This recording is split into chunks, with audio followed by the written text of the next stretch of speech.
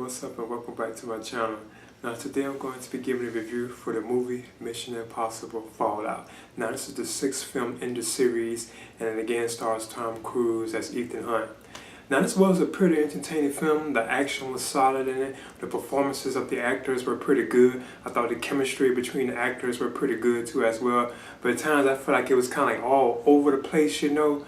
Like they could be focusing on this, like this what the plot was about, but then they'll jump into another plot, subplot, you know. Then it gets kind of, kind of confusing, you know, what the overall story itself was really about. But I guess in the end, the overall story or the plot of the film was about like nuclear weapons and this person trying to get his hands on them, you know, and he wants to take them, and I think cause like worldwide like destruction, you know, because at one point some cities and stuff, I think like 3 different cities throughout the film were attacked, you know, from like nuclear like weapons, you know. And the nuclear weapon itself is called, I think, plutonium in this film. And they actually did use like plutonium at one point to actually wipe out like what caused mayhem and destruction like in certain cities. Now this film is directed by Christopher McQuarrie, and this is actually his second time directing a Mission Impossible film, you know, after he directed Mission Impossible Rogue Nation. So this is like his second time actually on board directing a Mission Impossible film, you know. Now it also has Henry Cavill in the film as a CIA assassin, and he's known as August Walker, or they call him Walker throughout most of the film. You also have Wayne Rames returns as Luther Sticko, you know, Simon Pegg returns as Benji, you know, Rebecca Ferguson as Elsa Falls, Sean Harris, you know, Angela Bassett as Erica, you know, Alec Baldwin as Alan Honey, you know, all of them are in this film too as well, you know.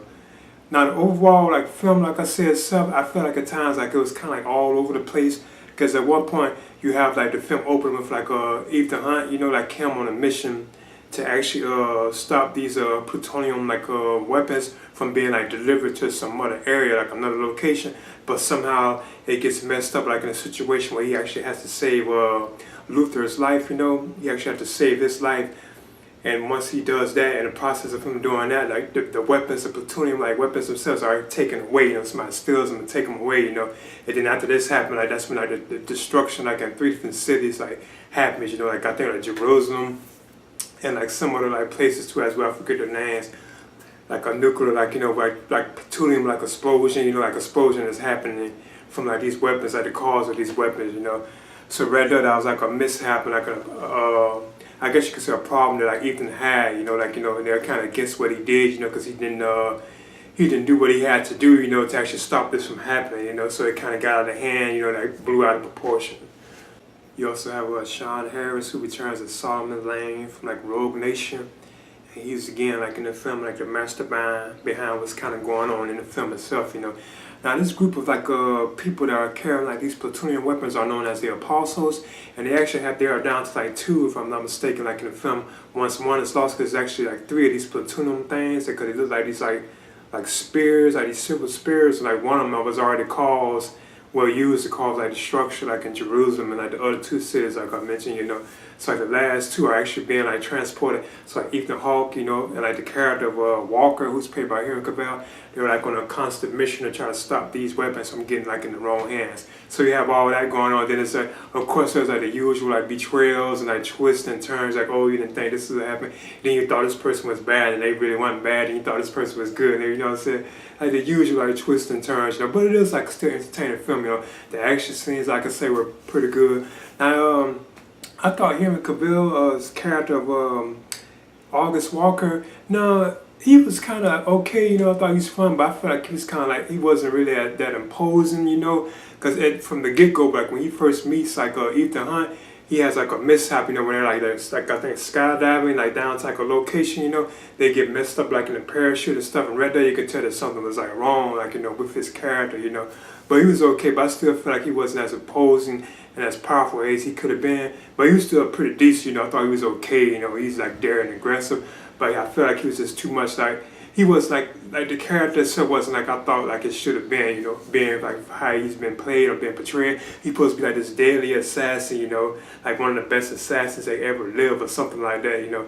But at the same time, he's kind of like a letdown, you know. I thought Wayne Rames was good as Luther Sticko, you know, as always, you know, he's always like pretty good like in his role, you know. I thought Simon Pegg was funny and provided like the humor as good, you know, as he always does as Benjamin, you know, and so on. You know, Angela Bassett was interesting as Erica, you know, Alec Baldwin was cool as Alan Honey, you know, and so on. Vanessa Kirby as the White Widow, I thought she was pretty good too. You know, the film was like, I thought the performances were, not everybody, you know, like played very good, you know, but I thought the performances were like, pretty good, you know, like Tom Cruise as Ethan Hunt, of course, you know.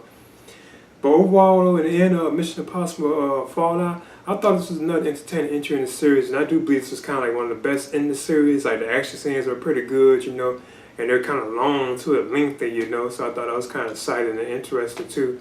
So in the end, I'm giving Mission Impossible Fallout, I kind of want to give it a B, but like I said, at times I feel like it was kind of like all over the place, you know. Like it didn't know what it was really about, from my opinion. You know, it could be like focused on this and it could be focused on that, and then it goes to like another like plot point, you know. So that's why I say it's kind of, you know, it's kind of all over the place basically. So then I'm giving Mission Impossible Fallout, I'm giving this a B minus, and I would definitely recommend it for like fans of the series, you know. So please leave a comment and subscribe too as well.